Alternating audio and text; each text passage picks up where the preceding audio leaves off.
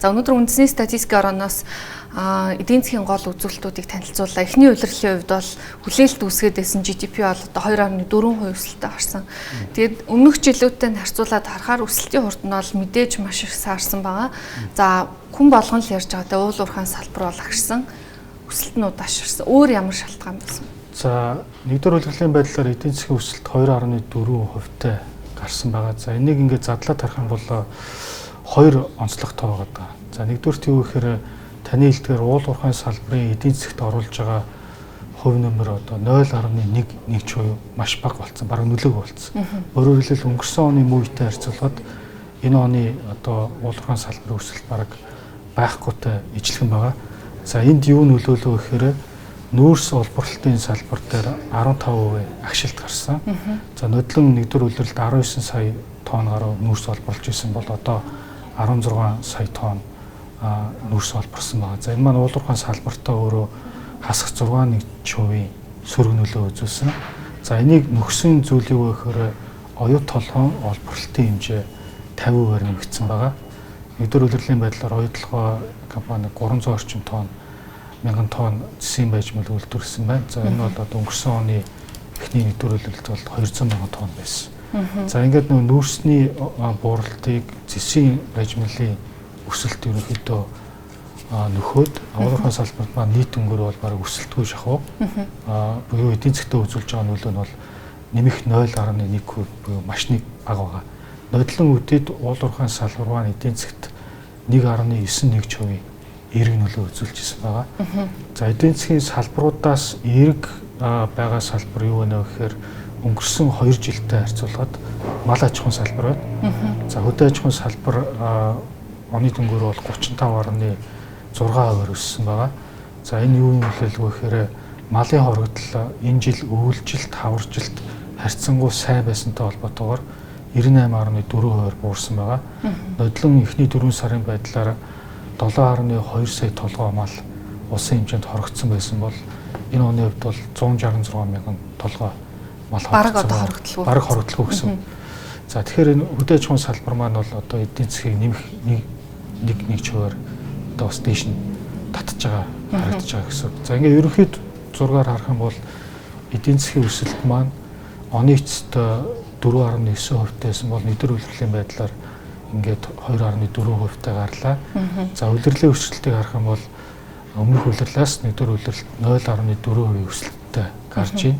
За өнгөрсөн 4 дахь улирлын хувьд бол 3 дахь улирлаас 1% өсөлттэй гарч ирснийг ингээ харахаар эдийн засгийн өсөлтийн идэвхжил ерөөхдөө нэлээд саарж байна удаа гэж статистикээр гарч байгаа гэсэн. Хэдийгээр манай зэсийн экспорт 150 мянган тонн буюу 500 сая орчим доллараар энэ оны эхний 4 сарын байдлаар өнгөрсөн онтой харьцуулахад нэмэгдсэн байгаа ч гэсэн энэ нүүрсний үнийн үнэлтээс буурсан энэ одоо алдагдлыг бол бүрэн нөхч чадахгүй байна гэж харагдаж байна. Өнөөдөр өглөө Банк санхүүгийн академийн одоо төлөөл буюу гүйцэтгэх захирал Бом чимэгтэй ярилцж байгаа. За ер нь одоо эдийн засгийн гол тэтгэдэг одоо зээлдээ банкны салбарын үзүүлэлтүүдийг харахаар хугацаа хэтэрсэн зээл болон чанаргүй зээл ер нь одоо бас нэлээд нэмэгдэх юм хандлага байна, эрсдэл байна гэсэн. Тэгэхээр ер нь цаашдаа та бүхний харж байгаа энэ дээр ямар эрсдэл байна? Эдийн засгийн өсөлт саарад эхлэхээр магадгүй одоо иргэдийн өрхийн орлого хэрэглэн дээр ямар эрсдлүүд, сорилтууд гарч ирэхээр харагдаж байна.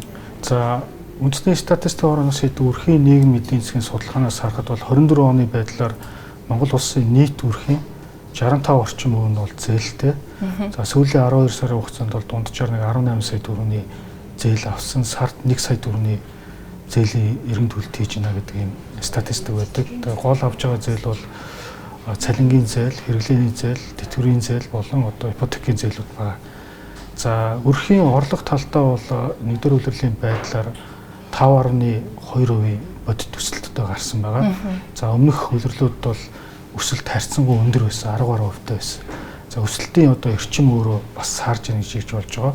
За хэдийгээр дундаж утгаараа өрхийн орлого нэмэх байгаа боловч бас бидний анхаарах ёстой зүйл юу гэхээр өрхийн сүүлийн одоо 3-4 улирлын өсөлт дээр гол нөлөөлж байгаа хүчин зүйл бол цалингийн өсөлт байсан. 2023 оны 2 дугаар хагасаас эхлээд төрийн албаны цалин нэмэгдсэн дагаад хувийн хвшлийн цалин нэмэгдснээс хамаарат 23 оны 2 дугаар хагас 24 онд ерөнхийдөө цалингийн өсөлтөөр шалтгаалж өрхийн орлогууд нэмэгдэжсэн.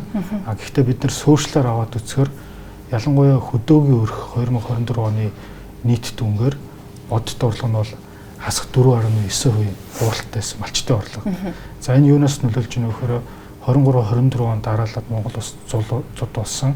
Нодлонхэд бид нэр нийт малынхаа 14.3%-ийг зуданд алдсан. Энэтэй холбоотойгоор бол малчтын орлого буурсан юм үзүүлэлт байгаа. Ингээ харахаар илүүтэйгээр цалин хөлсний орлоготой өрхүүдийн орлого харьцангуй доктортой бага зэрэг өсөлттэй байгаа.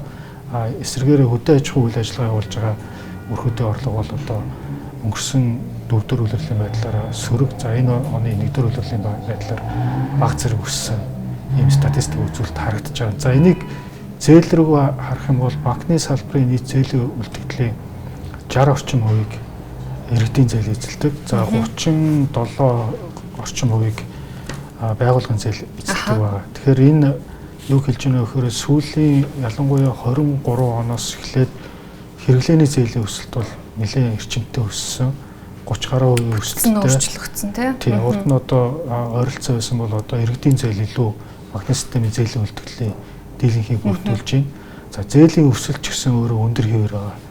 Эхний 3 сарын байдлаар зээлийн өсөлт 33% өсөлттэй байгаа. Тэгэхээр сая бас 3 сарын ихээр санхүүгийн зохицуулахаар Монгол банкнаас авсан энэ бодлогын арга хэмжээ маань өөрөө эдийн засгийн нөхцөл байдал хэрвээ энэ хэвээр цаашид үргэлжлэн одоо хүндрэх юм бол энэ маань өөрөө зээлийн чанарт нөлөөлж магадгүй эргээд одоо өрхийн санхүүгийн нөхцөл байдалд хүндрэл учруулж магадгүй гэдгийг харсан одоо өрчин сэргийлэх арга хэмжээ болов гэж бодож байгаа.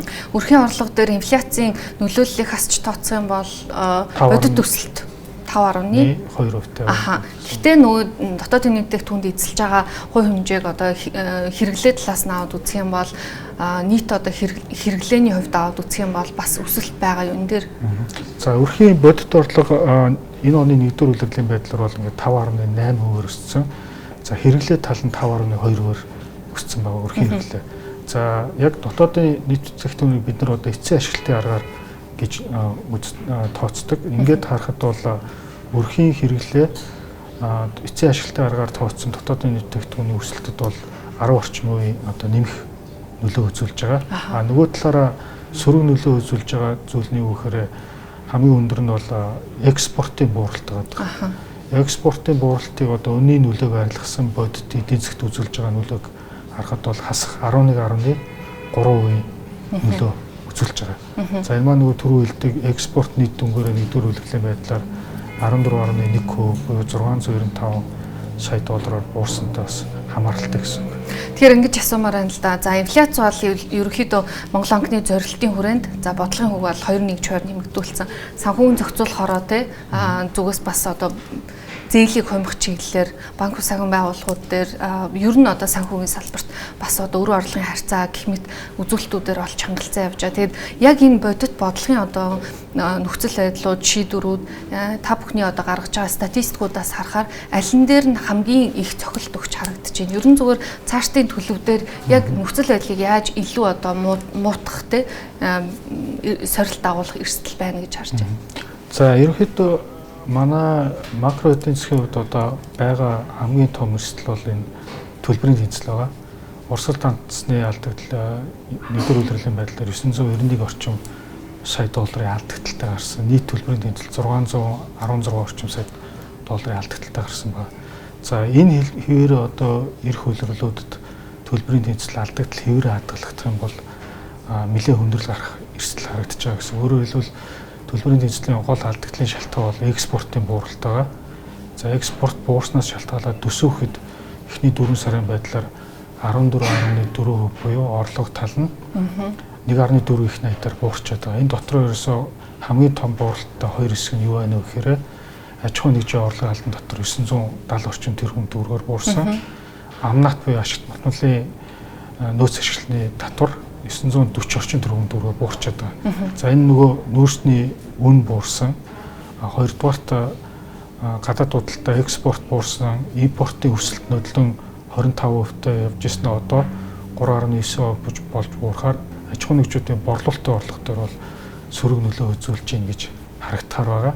За дагаад одоо энэ эдийн засгийн өсөлтөө удаашрал бол өөрөө төсвийн орлого дээр бас нөлөө үзүүлж байна гэж харагдаж байна. Тэгэхээр бидний бас одоо хамгийн нэмэгдэж болшгүй гэж харж байгаа эрсдэл юу гэхээр макро талдаа төлбөрийн тэнцэл энийг дагсан ханшийн дээр ирэх дарамт, за дагаад төсвийн алдагдал, за хэрвээ одоо нөхцөл байдлуудаа энэ хэлбэрээр үржүүлэх юм бол одоо инфляцид энэ маань өөрөө ямар нөлөө үзүүлэх вэ гэдэг энэ эрсдэл харагдаж байгаа гэсэн. За түрүүний хэлдэг Монгол банк санхүүгийн зохицуулах хорооны энэ оны 3 сарын ихээр хэрэгжүүлсэн арга хэмжээнд дээр хамгийн түрүүнд ямар нөлөө гарч байгаа вэ гэхээр зээлийн өсөлтөн дээр бол одоо гол зорилго нь хэрэглээний зээлийг одоо хязгаарлах зорилгоор гарсан шийдвэр гэж бид ойлгож байгаа.